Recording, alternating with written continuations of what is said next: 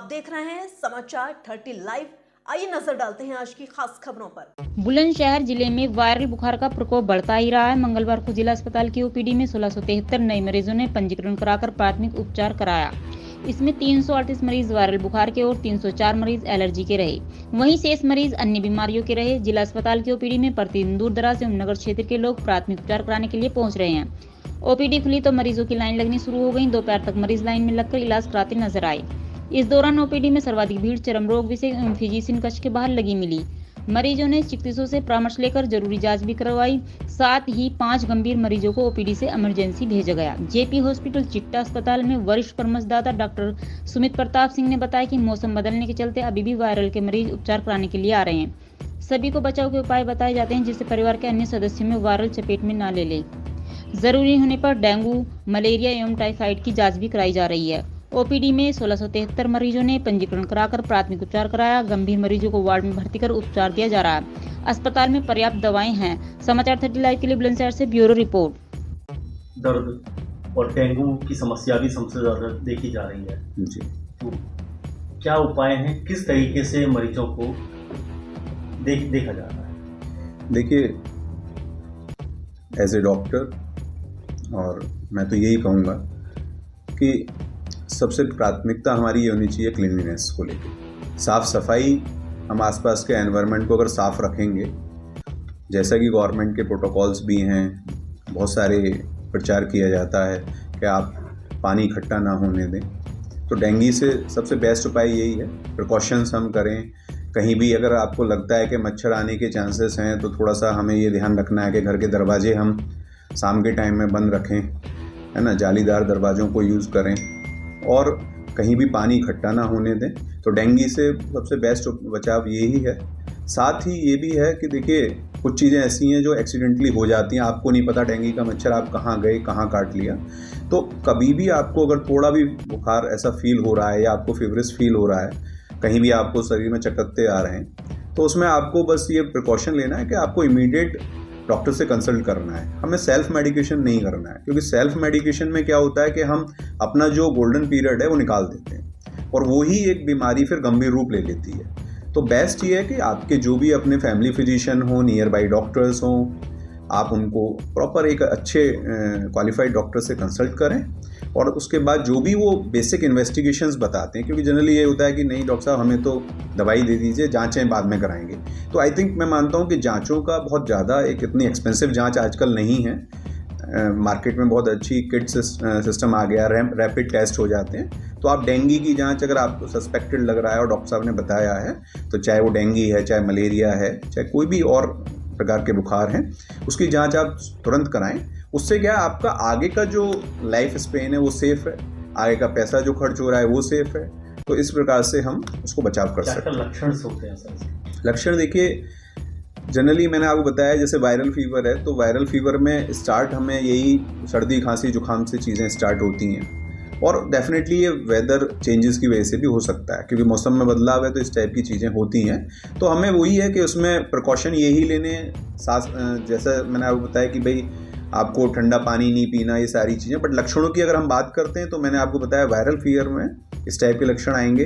Dengue में definitely आपको जो है वीकनेस फील हो सकती है, आपको शरीर पर चकत्ते आ सकते हैं, आपको भूख लगनी कम हो सकती है। बहुत सारे, हर मरीज को अलग अलग तरीके के सिम्टम्स आते हैं। किसी को थोड़ा एग्रेसिव हो गया तो पेट दर्द की पॉसिबिलिटी भी बन सकती है, उल्टियाँ हो सकती हैं, सर दर्द हो सकता है। तो ये सभी जो लक्षण है वो ऐसे हैं कि जिनको हमें नज़रअंदाज नहीं करना है। हमें ये नहीं सोचना है कि अच्छा इस वजह से हुआ, हमें अपना उसमें सेल्फ मेडिकेशन, सबसे बड़ी चीज़ है कि इसमें सेल्फ मेडिकेशन ना करें।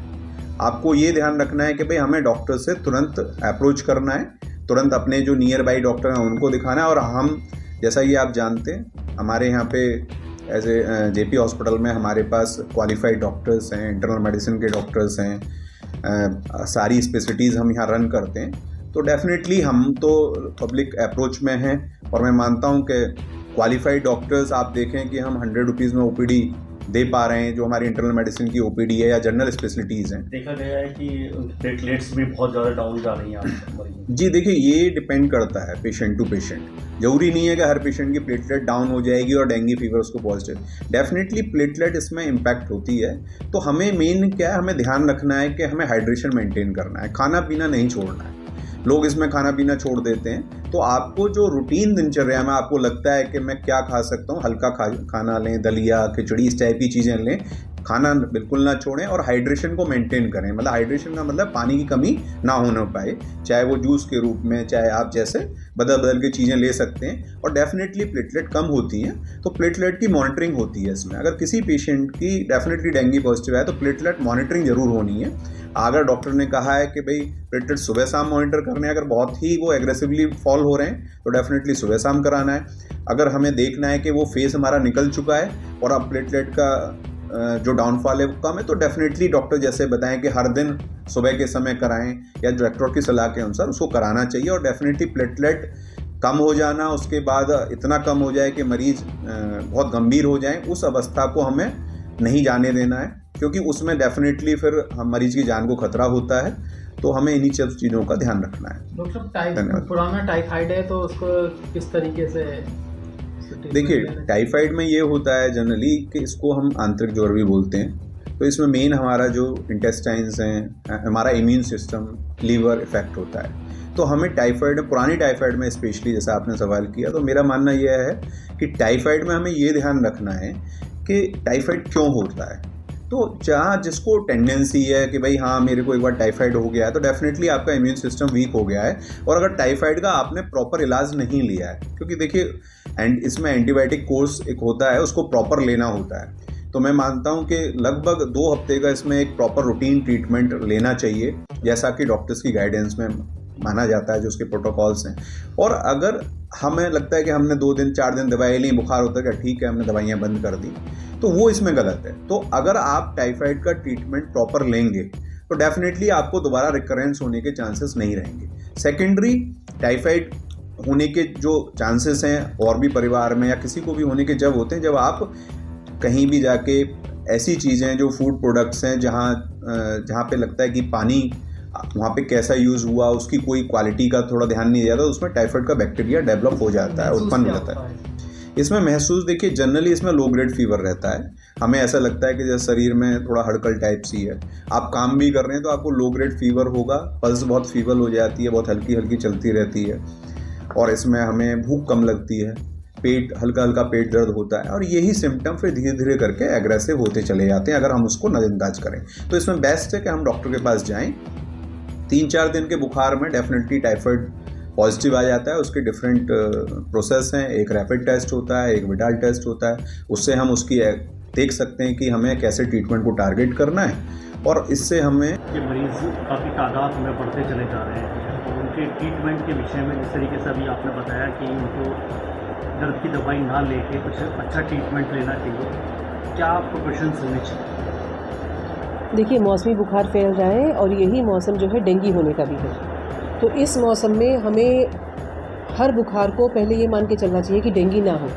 ख़ास इसलिए क्योंकि डेंगू के बुखार में अगर प्लेटलेट्स कम हो जाती हैं तो हमारे को कभी कभी ज़्यादा परेशानी हो जाती है। तो उसके लिए हम अपना टेस्ट कराएं, प्लेटलेट काउंट करा लें और बिना ज़रूरत के हम कोई दवाई ना लें। खूब पानी पिएं, ज़रूरत पड़ने पर क्रोसिन या पैरासीटामोल की गोली खाएं और दर्द की दवाई तब तक ना लें जब तक ये कंफर्म ना हो जाए कि डेंगू का बुखार नहीं है। डेंगू का जो बुखार है उसमें पीठ दर्द, कमर दर्द बहुत सीवियर होता है, बॉडी एक बहुत सीवियर होता है और ऐसे में आम आदमी ये चाहता है कि वह दर्द को किसी तरह निजात पाए दर्द से, और उस चक्कर में वो दर्द की गोली खा लेते हैं, जिससे कि डेंगू का बुखार और सीरियस हो जाता है, प्लेटलेट काउंट और कम हो जाते हैं, जिससे कभी कभी जान पर खतरा बन जाता है। तो मेरा यही सलाह है, आप खूब पानी पिएं, फ्लूइड्स अच्छे से लें और पैरासीटामोल के अलावा कोई दवाई ना लें, क्योंकि उससे प्लेटलेट काउंट घट सकता है। डॉक्टर का परामर्श जरूरी है। जी, डॉक्टर का परामर्श बहुत ज़रूरी है, बिना परामर्श के कोई दवाई ना लें। फिलहाल के लिए इस खबर में इतना ही। देश और दुनिया की तमाम बड़ी खबरों से अपडेट रहने के लिए देखते रहिए समाचार 30 लाइव। और हाँ, हमारी वीडियोस को लाइक व शेयर करना और चैनल को सब्सक्राइब करना ना भूलें। नमस्कार। है।